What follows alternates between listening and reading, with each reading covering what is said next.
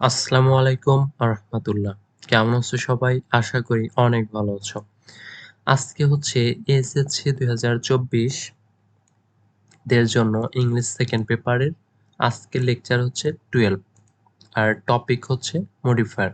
তো আমরা লেকচার 11 এ দেখেছিলাম মডিফায়ারের আ প্রি-মডিফায়ার। তো আজকে হচ্ছে আমরা লেকচার 12 এ দেখব মডিফায়ারের শেষ পার্ট আর এটা হচ্ছে পোস্ট মডিফায়ার।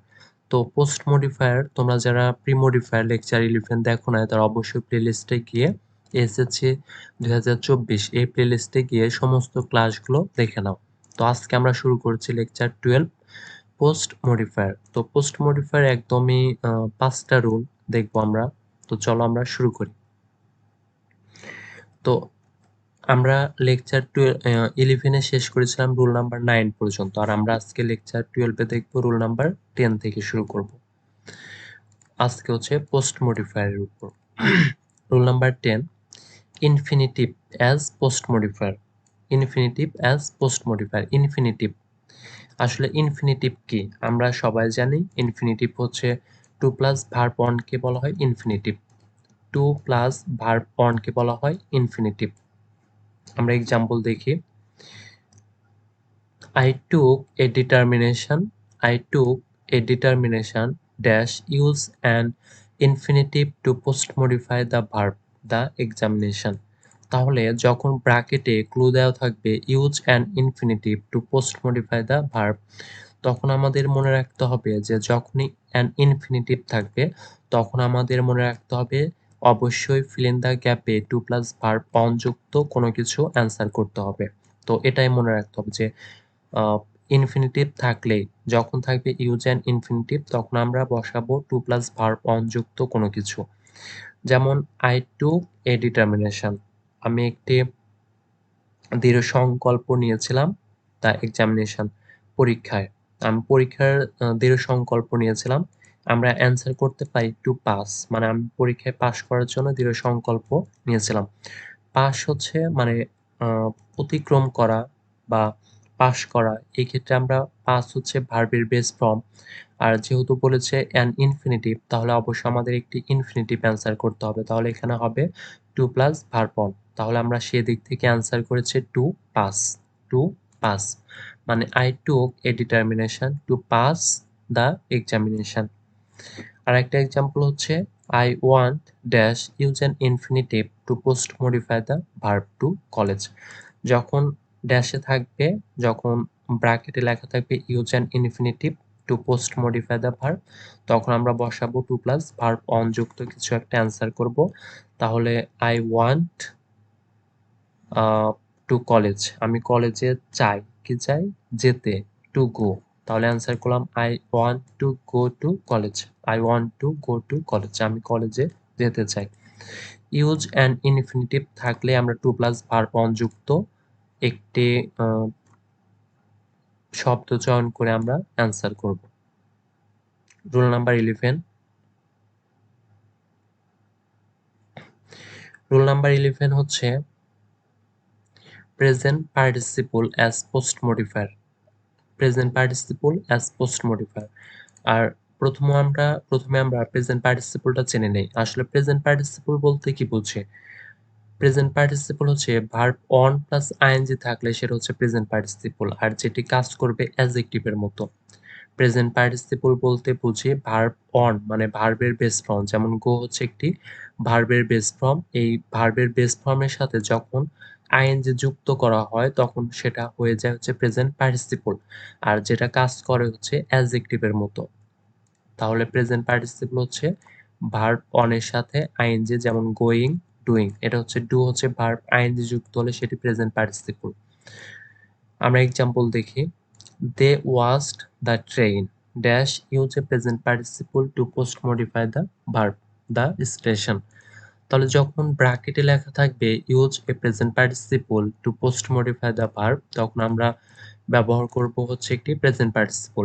আর প্রেজেন্ট পার্টিসিপল মানে কি? ভার্ব অন এর সাথে আইএনজি, মানে একটি যে কোনো ভার্বের সাথে, যে কোনো না মানে সেই সেন্টেন্সের সাথে ম্যাচ করে ভার্ব এনে সেই ভার্বের সাথে একটি আইএনজি যুক্ত করে আমাদের অ্যান্সার করতে হবে।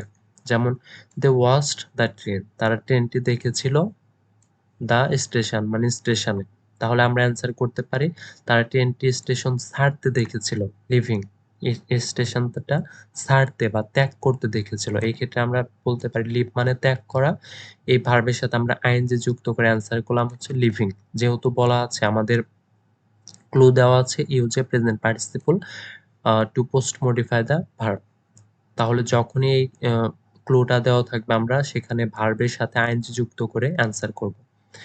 আর একটা এক্সাম্পল হচ্ছে he found the girl dash use a present participle to post modify the verb a বুক।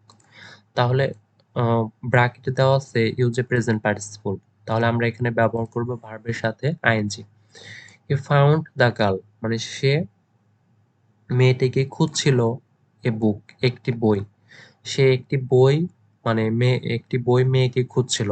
এই ক্ষেত্রে আমরা বলতে পারি বই পড়ুয়া। পড়ুয়া মানে হচ্ছে একটি যে বই পড়ে, যে মানে যে বই পড়ে তাকে বলা হয় পড়ুয়া। তাহলে আমরা ব্যবহার করতে পারি পড়ুয়া ক্ষেত্রে হচ্ছে রিড ব্যবহার করতে পারি। রিড হচ্ছে ভার্ব, আর এই ভার্বের সাথে যখন আমরা রিড থেকে আইএনজি যুক্ত করে রিডিং করলাম তখন এটা হয়ে গেল প্রেজেন্ট পার্টিসিপল। তাহলে আমরা অ্যান্সার করলাম হচ্ছে he found the girl reading a book. তাহলে use a present participle to post modify the verb এই কথাটি, এই ক্লুটা দেওয়া থাকলে আমরা সেখানে আনবো হচ্ছে ভার্ব অন এর সাথে আইএনজি। এবার হচ্ছে রুল নাম্বার 12। রুল নাম্বার 12 হচ্ছে past participle as post modifier. তাহলে পার্টিসিপল হচ্ছে দুই প্রকার। এখানে আমরা দেখলাম প্রেজেন্ট পার্টিসিপল আর এটা হচ্ছে পাস্ট পার্টিসিপল। আমরা কিন্তু পাস্ট পার্টিসিপল চিনি যেটা হচ্ছে ভার্বের পাস্ট পার্টিসিপল, মানে ভার্বের ভি3 কে বলা হয় ভার্বের পাস্ট পার্টিসিপল। যেমন মেক থেকে মেড করা হয়েছে, তারপর পাবলিশ থেকে পাবলিশড, পাবলিশ মানে ভার্বের ভি3। বিল্ড থেকে বিল্ড করা হয়েছে মানে ভার্বের ভি3 কে বলা হয় পাস্ট পার্টিসিপল। যেমন আমরা এক্সাম্পল দেখি, the book dash use a past participle to post modify the verb in 1993 has been revised. এখানে ক্লু দেওয়া আছে use a past participle to post modify the verb. যখন লেখা থাকবে use a past participle to post modify the verb তখন আমাদের ভেবে নিতে হবে যে ব্র্যাকেটে বা ফিল ইন দ্য গ্যাপে মানে ভার্বের পাস্ট পার্টিসিপল বসবে, মানে ভার্বের ভি3 যুক্ত কোনো কিছু আমাদের অ্যান্সার করতে হবে। তাহলে দ্য বুক মানে বইটি 1993 সালে পুনর্মুদ্রণ করা হয়েছিল, পুনর্মুদ্রণ করে প্রকাশ করা হয়েছিল। আমরা এখানে অ্যান্সার করতে পারি পাবলিশড। The book published. দেখো পাবলিশ মানে হচ্ছে প্রকাশ করা, কিন্তু এখানে আমরা যেহেতু বলা আছে ইউজ এ পাস্ট পার্টিসিপল তাহলে আমাদের এখানে কি করতে হবে ভার্বের ভি3 ব্যবহার করতে হবে। সেই দিক থেকে আমরা অ্যান্সার করলাম হচ্ছে পাবলিশ থেকে পাবলিশড ইডি যুক্ত করে ভার্বের পাস্ট পার্টিসিপল করলাম। আরেকটা এক্সাম্পল হচ্ছে the machines dash use a past participle to post modify the verb in a local factory are working well. যখন পাস্ট পার্টিসিপল লেখা আছে তাহলে আমরা এখানে ব্যবহার করব past participle. The machines made in a local factory are working well. তাহলে আমরা মেক থেকে মেড করা হয়েছে, মেক মেক মানে তৈরি করা, সেটা আমরা পাস্ট পার্টিসিপল করেছি মেড মেড। এবার আমরা দেখব হচ্ছে রুল নাম্বার 13। রুল নাম্বার 13 হচ্ছে অ্যাপোজিটিভ অ্যাজ পোস্ট মডিফায়ার। আচ্ছা, অ্যাপোজিটিভ কাকে বলা হয় বা কোনটি সেটি আগে আমরা জেনে নেই। যখন দুটি নাউন পাশাপাশি বসে একই ব্যক্তি বা বস্তুকে মডিফাই করে তখন তাকে অ্যাপোজিটিভ বলা হয়। যখন দুটি নাউন পাশাপাশি বসে একই ব্যক্তি বা বস্তুকে মডিফাই করে তখন তাকে অ্যাপোজিটিভ বলা হয়। আমরা এক্সাম্পল দেখি, যেমন Babar dash use an appositive was a pious man. মানে দিল্লির সম্রাট বাবর একজন ধার্মিক মানুষ ছিলেন। তাহলে বাবর কে ছিলেন? দিল্লির সম্রাট, আর যিনি ছিলেন একজন ধার্মিক। আর এখানে মানে বলা আছে যে ইউজ অ্যান অ্যাপোজিটিভ মানে একটি অ্যাপোজিটিভ ব্যবহার করতে বলছে, আর যখন অ্যাপোজিটিভ থাকবে তখন আমরা ব্যবহার করব হচ্ছে দুটি নাউন পাশাপাশি। মানে যে দেখো ইম্প্যারর একটি নাউন, তারপরে দিল্লি একটি নাউন। তাহলে দুটি নাউন পাশাপাশি বসে আমরা অ্যান্সার করব যখন অ্যাপোজিটিভ লেখা থাকবে। যখন থাকবে অ্যাপোজিটিভ তখন আমাদের মনে রাখতে হবে যে দুটি নাউন পাশাপাশি বসবে, দুটি নাউন পাশাপাশি বসে অ্যান্সার করতে হবে। তাহলে আমরা দিতে পারি বাবর এম্পায়ার অফ দিল্লি, যে অ্যান্সার হচ্ছে empire of Delhi was a pious man, মানে দিল্লির সম্রাট বাবর একজন ধার্মিক মানুষ ছিলেন। আর একটা হচ্ছে mister Ahmed dash use an appositive is a good administrator, মানে এখানে বলা আছে ইউজ অ্যান অ্যাপোজিটিভ, মানে একটি অ্যাপোজিটিভ ব্যবহার করতে বলছে। যখন অ্যাপোজিটিভ থাকবে আমরা দুটি নাউন পাশাপাশি ব্যবহার করব। তাহলে মিস্টার আহমেদ, আমরা অ্যান্সার করলাম হচ্ছে প্রিন্সিপাল অফ আওয়ার কলেজ বা প্রিন্সিপাল অফ ইউর কলেজ বা principal of their college is a good administrator, মানে যেটি দিবে সেটি সঠিক। অ্যাপোজিটিভ কথাটি থাকলে দুটি নাউন পাশাপাশি করে আমাদের অ্যান্সার করতে হবে। তাহলে mister Ahmed principal of our college is a good administrator, মানে আমাদের কলেজের প্রিন্সিপাল মিস্টার আহমেদ একজন ভালো পরিচালক। এবার হচ্ছে আমরা দেখব রুল নাম্বার 14। আচ্ছা, রুল নাম্বার 14 হচ্ছে adjective as post modifier. Adjective as post modifier বলতে কি বোঝায়? যখন কোনো অ্যাডজেক্টিভ নাউনের পরে বসে ওই নাউনকে মডিফাই করে তখন তাকে অ্যাডজেক্টিভ অ্যাজ পোস্ট মডিফায়ার বলে। যখন কোনো অ্যাডজেক্টিভ নাউনের পরে বসে, আমরা জানি নাউনের সাধারণত অ্যাডজেক্টিভ বসে নাউনের আগে, কিন্তু কিছু কিছু অ্যাডজেক্টিভ আছে যা নাউনের পরে বসে কিছু কিছু অ্যাডজেক্টিভ আছে যা নাউনের পরে বসে অ্যাডজেক্টিভকে মডিফাই করে, তখন তাকে বলা হয় adjective as post modifier. Post মানে তো পরে, যা নাউনের পরে বসে অ্যাডজেক্টিভ মানে যা নাউনের পরে বসে নাউনকে মডিফাই করে। যেমন আমরা এক্সাম্পল দেখি, there is something dash use an adjective to post modify the noun in his behavior। এখানে যখন ব্র্যাকেটে লেখা থাকবে use an adjective to post modifier the noun, তখন আমাদের মনে রাখতে হবে যে সেই গ্যাপে একটি অ্যাডজেক্টিভ বসাতে হবে। যখন লেখা থাকবে ব্র্যাকেটে ক্লু দেওয়া থাকবে use an adjective to post modifier the noun, তখন আমাদের ভাবতে হবে যে ওই ব্র্যাকেটে বা ওই ফিল ইন দ্য গ্যাপে একটি অ্যাডজেক্টিভ বসাতে হবে।